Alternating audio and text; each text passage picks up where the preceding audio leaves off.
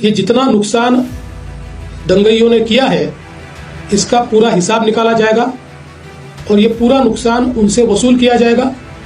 और अगर वो नुकसान के पैसे नहीं भरते हैं तो उनकी प्रॉपर्टी को बेचकर ये नुकसान भरपाई की जाएगी।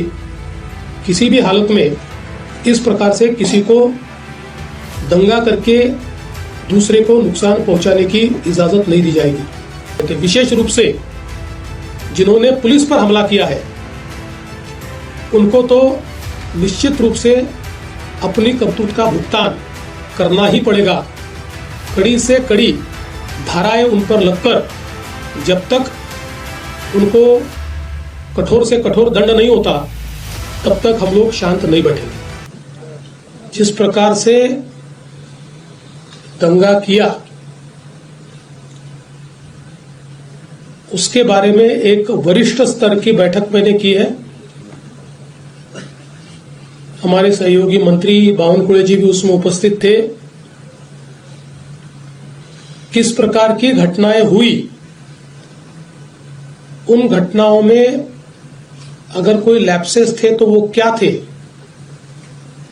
उन घटनाओं को किस प्रकार से रिस्पॉन्ड किया गया और घटनाओं के बाद अभी तक क्या कार्रवाई की गई, इसकी पूरी जानकारी मैंने प्राप्त की है। मेरे अपने कुछ ऑब्जर्वेशंस उस संदर्भ में थे, वो भी मैंने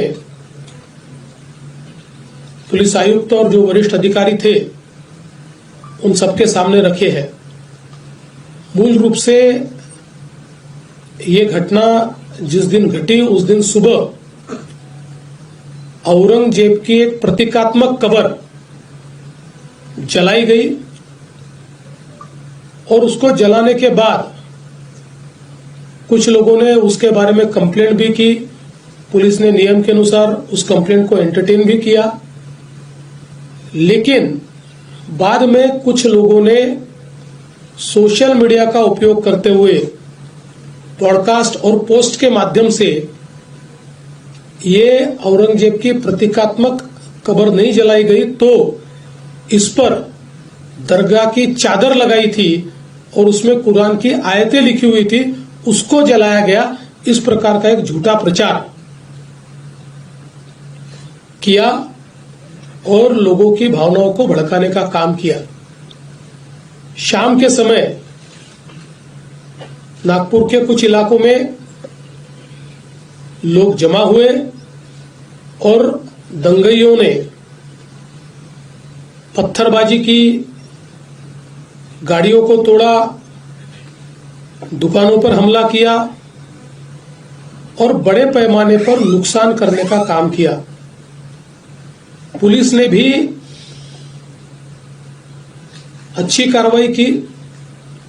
4, साढ़े 4, 5 घंटे में पुलिस ने इस पर पूरा काबू लाया। उसके लिए आंसू गैस के गोले छोड़ने की बात हो या अलग अलग प्रकार से जो कार्रवाई करनी पड़ती है वो सारी कार्रवाई पुलिस ने की, जिसके कारण इसको काबू में लाया गया। इसमें बड़े पैमाने पर पुलिस घायल हुई। पुलिस के हमारे डीसीपी लेवल के 3 लोग और कुल मिलाकर 33 पुलिस के लोग और कुछ सिविलियंस और सारे कुल मिलाकर 40 लोग इस प्रकार से इसमें घायल हुए। उसके बाद पुलिस ने इन इलाकों में कर्फ्यू भी लगाया। अभी उस दिन के बाद इन इलाकों में कोई घटना नहीं घटी है, शांति है। लेकिन जो सीसीटीवी फुटेजेस हमारे पास उपलब्ध थे, अलग अलग लोगों ने वीडियोस दिए थे, उन वीडियोस को भी एनालाइज किया गया। पत्रकारों ने भी पुलिस के पास कुछ वीडियोस दिए, उसको भी एनालाइज करने के बाद जो दंगई है उनकी पहचान कर ली गई है। 104 लोगों को अभी तक पहचान कर पकड़ा गया है, जिसमें 92 लोगों को अरेस्ट किया है। 12-18 साल के अंदर के विधि संघर्षित बालक है, उनको उस कानून के तहत उन पर कार्रवाई की गई है और जब तक आखिरी दंगई को पकड़ा नहीं जाता ये कार्रवाई रुकने वाली नहीं है। ये कार्रवाई चलती रहेगी। लगातार एविडेंस आ रहा है, उस एविडेंस के आधार पर ये कार्रवाई यहां पर चल रही है। ये भी तय हुआ है कि ये जितना नुकसान दंगइयों ने किया है इसका पूरा हिसाब निकाला जाएगा और ये पूरा नुकसान उनसे वसूल किया जाएगा और अगर वो नुकसान के पैसे नहीं भरते हैं तो उनकी प्रॉपर्टी को बेचकर ये नुकसान भरपाई की जाएगी। किसी भी हालत में इस प्रकार से किसी को दंगा करके दूसरे को नुकसान पहुंचाने की इजाजत नहीं दी जाएगी। जिनकी गाड़ियों का नुकसान हुआ है सरकार उनको मदद करने वाली है। जो भी हमारे नियम है उन्हें उन नियमों में बैठाकर हम लोग निश्चित रूप से उनको मदद करेंगे।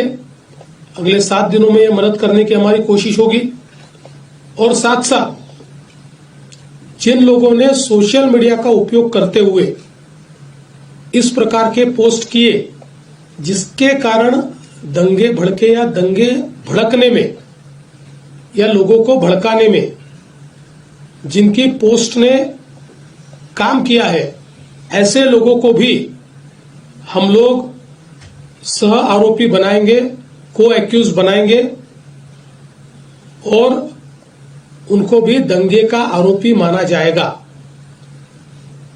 करीब 68 पोस्ट ये अभी तक आइडेंटिफाई करके उसको डिलीट किया गया है। कुछ आइडेंटिफिकेशन अभी भी जारी है। वो आइडेंटिफिकेशन होने के बाद उस पर भी कार्रवाई की जाएगी। नागपुर की एक अपनी संस्कृति है। 1992 के बाद नागपुर में कभी भी इस प्रकार के दंगे नहीं हुए। कभी छोटी मोटी घटना हुई होगी लेकिन इस प्रकार से आगजनी करना, लोगों के गाड़ियों को तोड़ देना, पत्थरबाजी करना, ये किसी भी हालत में सहन नहीं किया जाएगा और इस पर कड़ी से कड़ी कार्रवाई ये हमने शुरू कर दी है और ये जारी ही रहेगी जब तक हम लोग ये जो दंगे है इनको सबक नहीं सिखा देते। विशेष रूप से जिन्होंने पुलिस पर हमला किया है उनको तो निश्चित रूप से अपनी करतूत का भुगतान करना ही पड़ेगा। कड़ी से कड़ी धाराएं उन पर लगकर जब तक उनको कठोर से कठोर दंड नहीं होता तब तक हम लोग शांत नहीं बैठेंगे। सर, क्या इसमें विदेशी शक्तियों का भी जिक्र किया जा रहा है कि बांग्लादेश कनेक्शन जोड़ा जा रहा है, मालेगांव कनेक्शन जोड़ा जा रहा है और क्या इसकी जांच नागपुर पुलिस के साथ साथ एनआईए भी कर रही है? क्या सर याला तुम्ही टेरर अँगल काय आहे का सर याच्यात? देखिए, इसमें अभी सारी तफ्तीश चल रही है। अब जो लोग अलग अलग प्रकार के पोस्ट करते हैं उनमें से कुछ लोगों के पोस्ट में कुछ ऐसी चीजें भी दिखाई पड़ी है कि जो बांग्लादेशी लगती है, पर आज इसमें बांग्लादेशी एंगल है या विदेशी हाथ है ऐसा कहना इस समय उचित नहीं होगा जब तक उसकी पूरी जांच नहीं हो जाती। इसलिए मुझे लगता है कि अभी जहां तक मालेगांव का सवाल है तो वो तो दिख ही रहा है क्योंकि जो पार्टियां मालेगांव की इनको मदद कर रही है, इन्होंने वहां पर जो ऑफिस खोला है, जो आरोपी है, तो वो कनेक्शन तो बिल्कुल दिखाई पड़ रहा है।